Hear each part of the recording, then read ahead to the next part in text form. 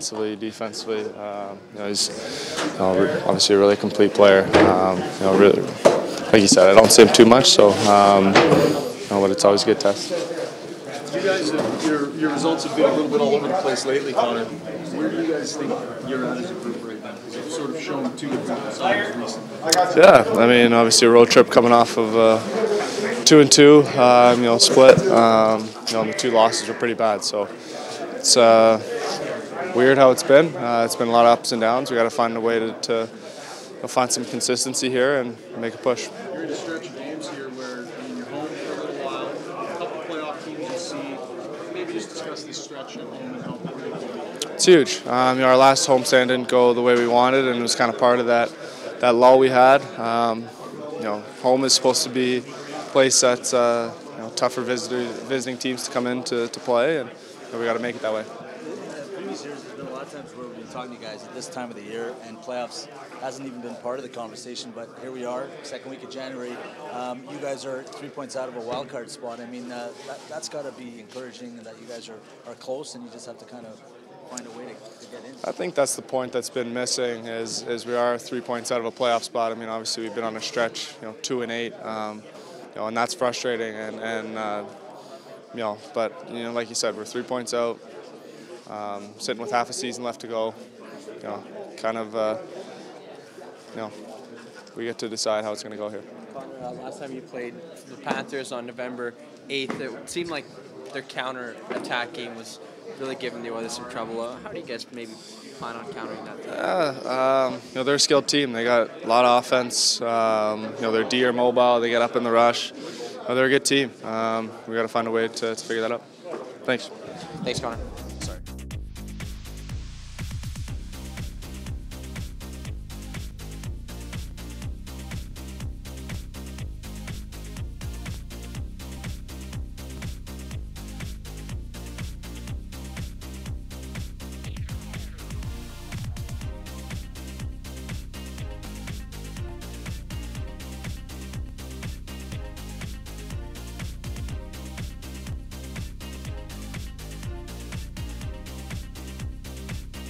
Mindset was just focusing too much on scoring. At the end of the day, I'm not Connor or Joe Thornton or any of those guys where every game your mindset is to score. For me, it's just simplifying and worrying about the things that make me a good player, and the scoring comes as a result of me playing a certain way. Are you a superstitious guy? Did you try to change anything to get out of that funk? Yeah, I mean, you try to change everything, right? It's just one of those things. You just try to find something that'll work for you. But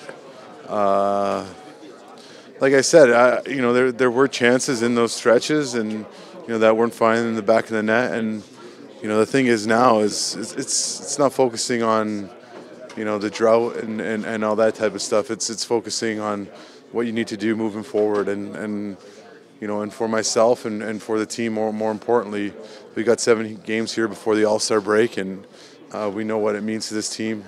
3 points out of a wild card spot, so 6 of them being home games. So we're in control of our destiny, especially in these next 7 games. So it's a big moment for all of us moving forward. You guys were in one of these deals where you got up to 500 for Christmas and then you couldn't maintain it. You're just define what you have here. You got a chance to get a grasp of this thing in the next 8 games.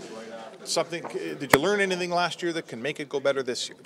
Yeah, just take it one game at a time, I think, more than anything, and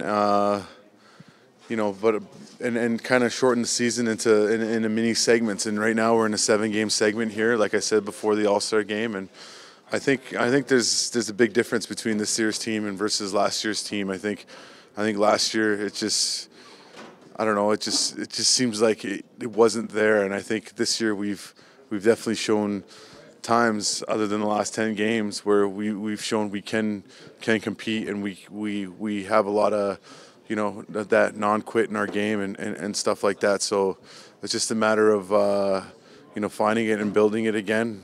Learning from our last 10 games, but also, moving on from it, and it starts here with a big home game tonight. In the last 4, you had real big dips. You had 2 solid.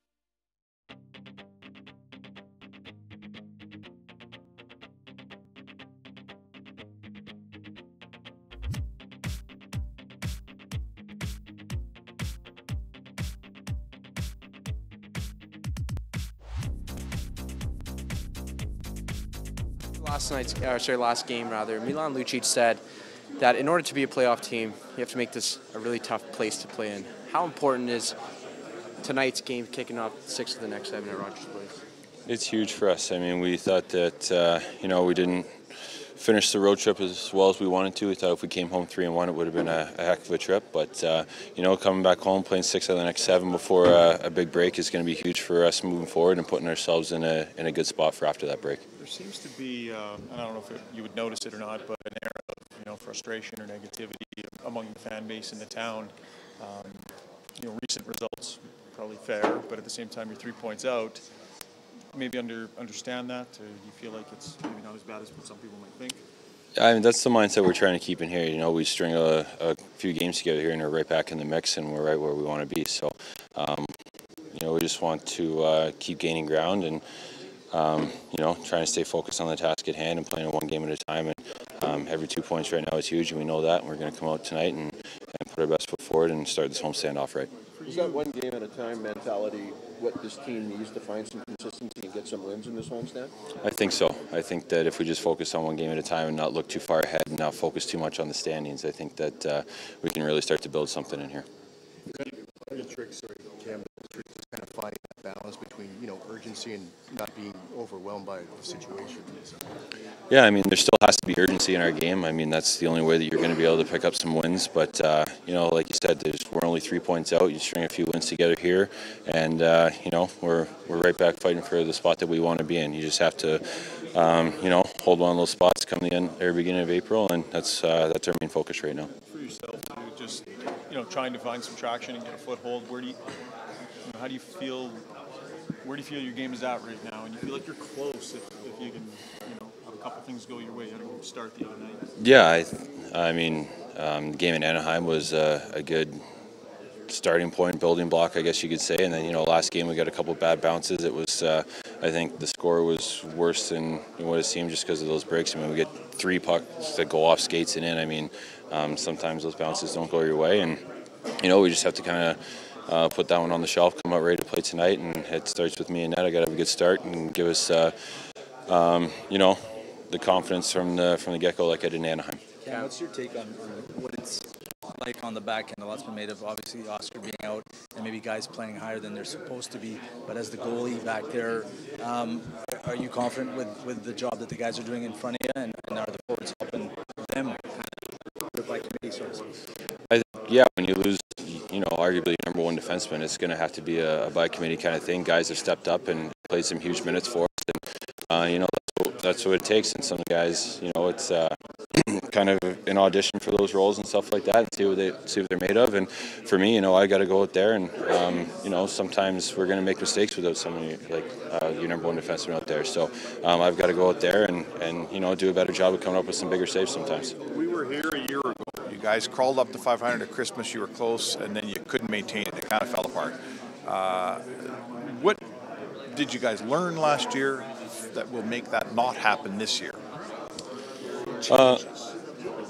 Honestly, I think that, you know, just our mindset. We've been kind of a streaky team this year. I think that if we can get some, you know, traction going here at home, especially on this homestand, and make this a tough place to play, I think that has to be a focal point for us. You know, and then for the most part, I think I said before, just focusing on one game at a time. You can't look too far ahead, can't think about what's going to happen in February. It's just one game at a time, pull ourselves into the mix, and just, you know, gain momentum from there. Is this when the leaders lead? I think they have to, yeah.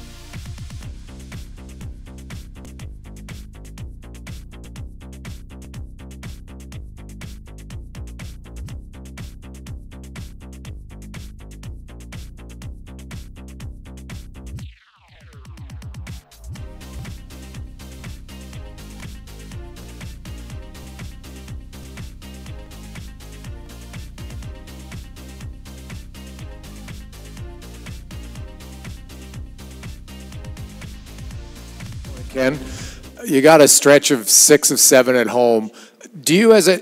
Are you still a big believer in line matchups? Do you feel that you can get a distinct advantage with that last change? I don't know you can get a distinct advantage, but you can play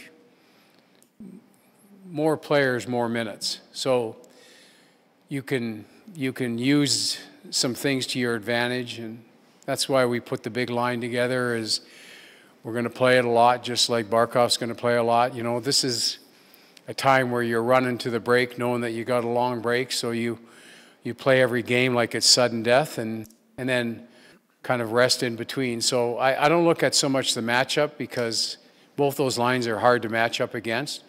But I look at it that our top players are going to play a lot, and then we'll rest in between games, knowing that there's a big break coming up and we don't have to save it for anything. I mean, you're on a run where you haven't won a lot in your last 10 games here, yet you're 3 points out of a playoff spot. How do you think this group is feeling about, itself, where the game's at, and your chances? Well, we had our run, and then we all got to the same spot. So there's 6 teams for really those 2 spots. We all got here the same way, with the same point totals close to it. But, we came in, we went front door, back door. In other words, win, lose. Some teams played 500. Some teams, were similar to 2 or 3 other teams, but we're all here. And we feel like we've got a great schedule till the end of the year. We feel we've got a real opportunity. We got to do something with it. But in saying that, Ryan, we got elements of our game that have to be better. And there's 4 or 5, maybe 6 elements in our game that need to show improvement. We addressed them today. We showed video on it today. And if we get those areas improved, then I like our chances to win every night. But they've got to get better, because we've had a drop-off in certain elements of our game that don't allow us to control the games like we were before. Cam played his best game on Sunday, and then was it just trying to get the team going the other night by taking him out, and is that why you go back to him tonight? Well, I was kind of looking for a break or stoppages as soon as we found out where Koskinen was. Well, we were trying to just break the momentum as much as possible. That was a very strange game, because there was a very little difference in scoring chances. By the time they scored their 5th goal, 3 went off our skates. It was a very strange game, because there's a lot of that game that we liked. But it seemed every time they shot the puck, there was a ping-pong effect and ended up in the back of our net. So, but that's what happens when you can't stop the momentum. When you got a team like that that's on a roll like that, it's hard to stop those guys. So I looked at the road trip as 500. That's what we deserved. 2 wins we had, we deserved to win. And the 2 losses we had, we deserved to lose. So when you look at things in that game, going into that game, the road record between San Jose and Edmonton, there was 1 point difference. So San Jose had a better record than we did at home, and they took advantage of their home, and they did it again. But I think if you're playing 500 on the road for the rest of the year, you'd be really happy. But you got to make hay when you're at home, and that's our opportunity. We got to make hay when we're at home. Ken, when it comes to Milan Lucic, last year during that slump, he kind of carried it around. You can kind of see it. This year, he was doing other things to try and get his mind off scoring, I guess. How big was that goal for him, and what have you seen in his game that allowed him to kind of just play hockey and not have that burden on him throughout this scoring slump he was on? Look, Milan's a really good player for us right now. That line is very good. This is as good as he's played since I've been here. His anticipation on the wall, his board play, his forecheck, his positional play on the ice has allowed him to be a really good player right now. The line's effective. They got great chemistry. They got 2 big bodies that are forechecking the puck. Their last 3 games, especially the last 2, have been excellent. He himself is playing as well as I've seen him play for a long time. We just need him to keep it up. And his decisions are quicker. His movement on the ice is quicker. He's up to speed with the tempo of the game. And if this is the player that we're going to get for the balance of the year, we got a really effective player. And that line, if that line can continue to chip in every night like they're doing scoring-wise, then we end up with a really good line here right now. Again, as a coach, what's the hardest part, not knowing which team you're going to see from night to night? You win a game 3-1, you lose 4-0. You win a game, you lose 7-2. That's difficult for a coach, is it not? Well, I mean, it tests you whether you're committed to coaching and the process or you just want to win. We all want to win, but are we committed to the process? The answer is yes. And I see similar traits in both games. I see in every game we're outshot, and in every game we're outchanced. Even the games we won, we're outchanced. And that's the parts that have to get worked on. We're not playing as well in the offensive zone as we did when we were controlling the hockey game. We're guilty of forcing offense, playing too much hope for hockey in the offensive zone, and we're turning it into a track meet, which does not suit our group well. That's the discrepancy for me, Jim. We've got to stop. We've got to start getting back to where we were and stop avoiding these track meets, because the track meets are the disadvantage. There was times in the Anaheim game, the game that we won 4-0, where it was went for 2.5, 3 minutes of continual odd man rushes, and we're giving up chances, we're getting chances, and we're not built that way. We're built a different way. We've got 2 or 3 really top end guys, but the rest we got to grind it down. And we're so anxious to score, we're forcing pucks into areas where we don't have numbers on it, and it's turned these games into where we're not really controlling things, and that's why we're getting outshot. What do you need to see from Manning for him to get back in, get another crack at it? And do you have a timeline on Petrovic? Petrovic is in concussion protocol. He'll be evaluated again today. He feels a lot better today, but we go through the protocol. Yamamoto is going to practice full-time tomorrow and hopefully be a player for Saturday. Manning, for me, he's a group of 7 now. He's in that group, and we'll just keep moving him forward. He'll probably get one of the next 2 games or 2 of the next 3, and then we'll see how he does. I think he's calmed down a little bit, you know, from trying to do way too much, and I think we're going to end up next go having a good player. And it's the same thing with Matt Benning. You know, we need Matt to calm down a little bit. It's been an emotional time for him, and getting him back in is good for him and good for the team. Ken, just over here too, right? You know, around town and just the talk with how the team has been, there's obviously a lot of skepticism as to whether or not, you know, you guys can make it into the playoffs or at least get into that wild card spot. What's your take on the leadership group, I guess, with the team and their ability to lead these guys, you know, to that goal? Well, I don't know. I mean, I'm just enjoying the ride, to be honest with you. I mean, we're in a dogfight with everybody. We knew that going in, but we're in the dogfight. So I'm enjoying the ride, and I think it's a young group of leaders, a lot of young players there. We don't have a lot of veteran players in that group. We've put the group into, you know, basically the 26 and under are kind of taking responsibility for the direction of the hockey club, and they're learning on the go too. It's been very emotional for them, peaks and valleys, but that's what you go through as you're trying to build this thing. So to me, it's get better every day and learn from your mistakes and keep this thing going. But this is not going to be easy. It's not going to be easy for us. It's not going to be easy for any team in the same boat as we are.